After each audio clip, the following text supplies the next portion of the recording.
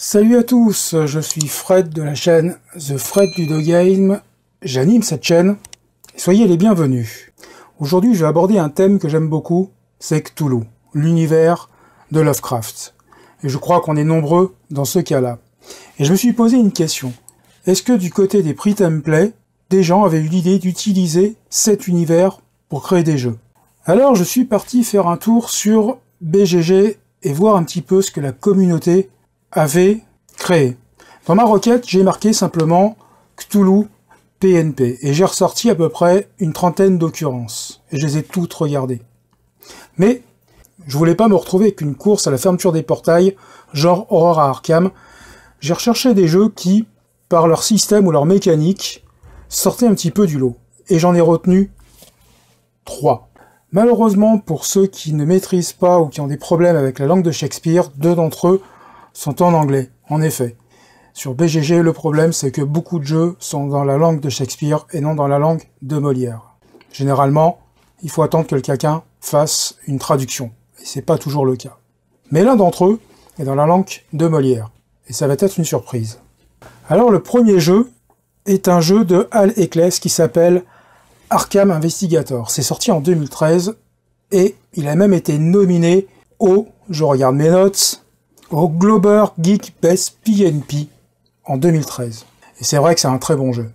Dans Arkham Investigator, vous allez devoir mener l'enquête à travers la ville fictive d'Arkham afin d'y découvrir des mystères non résolus, des cold cases en somme. Alors c'est un jeu qui est complètement scénarisé. Et pour l'instant, je n'ai trouvé que 2 scénarios. Pour pouvoir résoudre les enquêtes, vous allez avoir plusieurs éléments de jeu à disposition dans les règles. Vous allez trouver le journal local qui va vous donner un certain nombre d'informations et à chaque scénario il va changer. On va trouver des alliés car vous avez également des alliés dans la ville d'Arkham. On va trouver l'annuaire des résidents. Ça vous rappellera un jeu d'un autre célèbre détective. Et puis on va trouver évidemment la carte de la ville d'Arkham. Alors à travers le scénario, vous allez devoir de lieu en lieu et d'indice en indice vous balader afin de pouvoir démêler et de savoir ce qui s'est passé. En fin de scénario, une série de questions sera posée et à vous d'y répondre. En fonction du nombre de réponses que vous avez fournies, du nombre d'indices que vous avez utilisés, vous allez obtenir un score. Ce score va déterminer votre réussite. Alors le jeu n'est pas aussi simple qu'il en a l'air. Effectivement, à travers le scénario, donc il y a un point d'entrée qui est le premier paragraphe, on va avoir un certain nombre d'éléments. Et des fois, il faut bien lire, et bien lire entre les lignes, et bien utiliser l'ensemble des éléments du jeu pour pouvoir avancer. Ce que j'aime bien, c'est qu'il répond à une des conditions que j'avais. Ne pas faire une course à la fermeture des portails.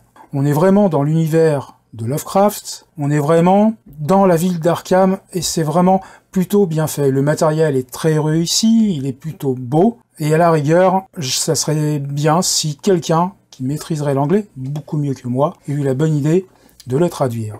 Alors le deuxième jeu que je vais vous parler, c'est Postcard Cthulhu. C'est un jeu de Joseph Limbaugh, et c'est sorti en 2014. Alors j'aime beaucoup ce jeu. D'abord parce que, encore une fois, la mécanique, le design et les éléments du jeu sortent un peu de l'ordinaire pour les jeux basés sur le mythe de Cthulhu. Et puis surtout, c'est un jeu coop, mais également un jeu de placement. Pour jouer, vous allez avoir besoin d'une carte, une toute petite carte, un peu comme une carte postale à quelque part. Pas vraiment, mais bon. Et puis, vous allez avoir besoin de pièces. Alors, prenez des pièces de monnaie. Le tout, c'est qu'il y ait un visage représenté qui représentera les investigateurs, et puis une autre face qui représentera les ennemis.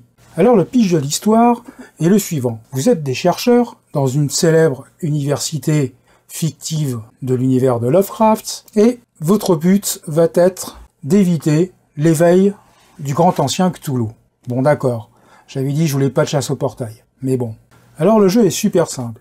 Vous allez jouer à pile ou face. Oui, pile ou face. Bah, sauf que j'ai pas de pièces. Et en fonction des résultats et des faces obtenues, vous allez pouvoir, ou non, les placer sur divers endroits de cette petite carte dans l'aire de jeu. En fonction des résultats et du nombre de pièces faciales de l'une ou l'autre type présentes, vous allez déclencher des effets ou non. Alors Cthulhu va jouer avec vous. Oui, il va vraiment jouer avec vous. En réalité, bien entendu, c'est l'un des joueurs ou les joueurs qui vont lancer les pièces pour le grand ancien. Celui-ci a pour objectif de vous voler des pièces et de faire monter et remplir la piste de Carcosa. Alors, les conditions de victoire sont les suivantes. Si le nom imprononçable, du moins l'endroit du nom imprononçable ou l'endroit où se trouve la contrée des rêves est rempli, dans ce cas-là, les joueurs remportent la partie. Attention, si les lieux Yog-Sothoth et Nyarlathotep comportent 9 pièces, dans ce cas-là, les joueurs perdent la partie. Et puis, si la piste de Carcosa est pleine, c'est-à-dire remplie, là également, les joueurs vont perdre la partie. Autre point intéressant, c'est un jeu coop, mais éventuellement, on peut jouer à l'un contre l'autre. L'un jouera les chercheurs et l'autre jouera Cthulhu. Le troisième jeu qui a retenu mon attention, c'est Nyarlathotep ou les brumes de l'immonde.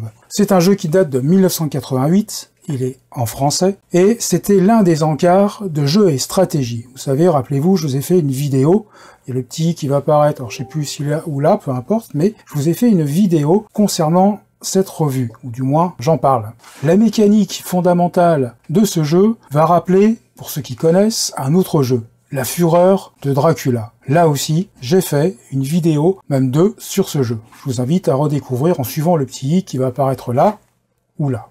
Alors c'est un jeu asymétrique, c'est-à-dire que l'un des joueurs va jouer le rôle du professeur Petersen, qui a pour but d'invoquer le grand ancien Nyarlathotep. Et pour cela, il va devoir, dans 5 villes différentes, réunir des fanatiques. Les autres joueurs vont devoir contrecarrer les plans du professeur Petersen en l'éliminant. Et puis également éliminer les fanatiques. Voilà, la base est posée. Petit aparté, quand vous lirez les règles, elle propose également d'utiliser ces règles pour un scénario de l'appel de Cthulhu. Version 1988, bien entendu. En début de partie, le joueur qui va interpréter le rôle du professeur Petersen notera sur une feuille sa ville de départ, et puis également la ville où il compte faire apparaître le grand ancien. Ce petit papier, il va le plier en deux, et le déposera à côté de l'aire de jeu, et il servira de preuve le moment voulu. Alors, le professeur Petersen, à son tour de jeu, va lancer 2 dés à 6 faces. Sur cette table, il va récupérer 4 pions, qui peuvent être des rencontres, c'est-à-dire des monstres ou des fanatiques, et puis également des petits effets qui veulent laisser quelque part dans la ville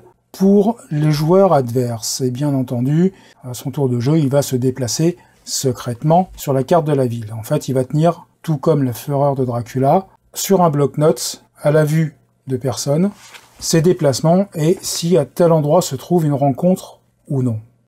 Les joueurs, eux, vont se déplacer sur la carte, sur la ville voisine, ou non. Ils ont le choix de ne pas le faire. Je vais y revenir dans quelques instants.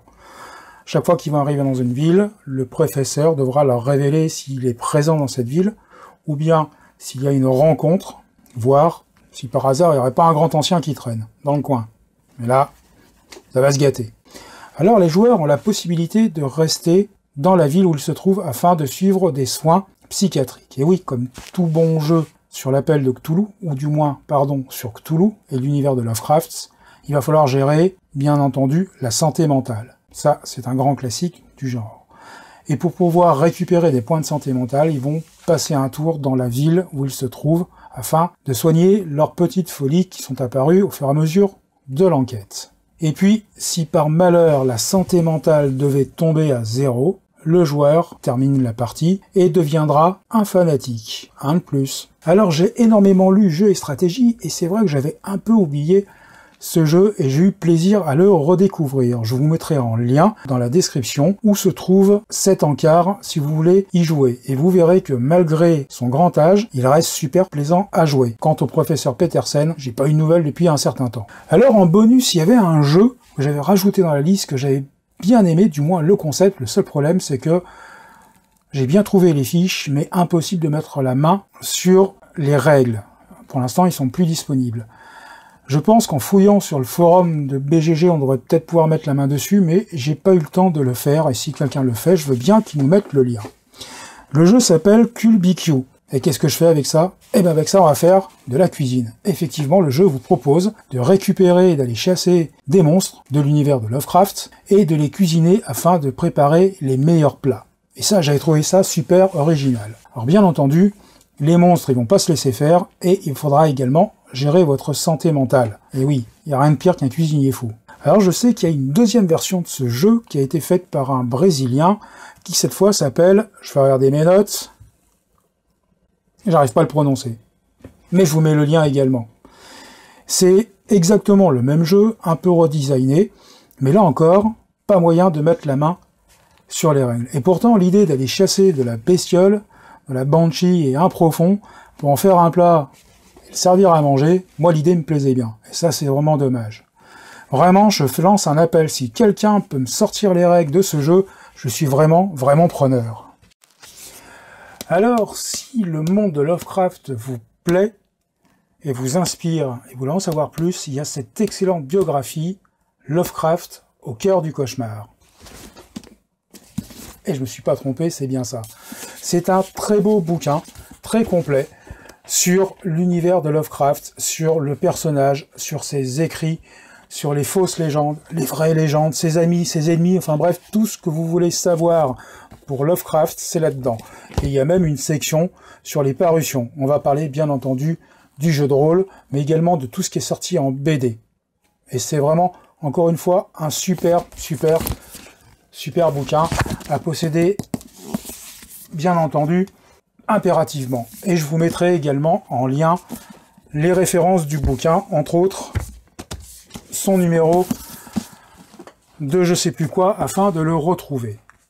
En parlant du côté BD, bien entendu, je ne saurais trop vous conseiller Les Montagnes Hallucinées en bande dessinée. C'est un très joli bouquin. Alors il y a 2 tomes, d'accord, qui sont ici, et c'est tout en noir et blanc.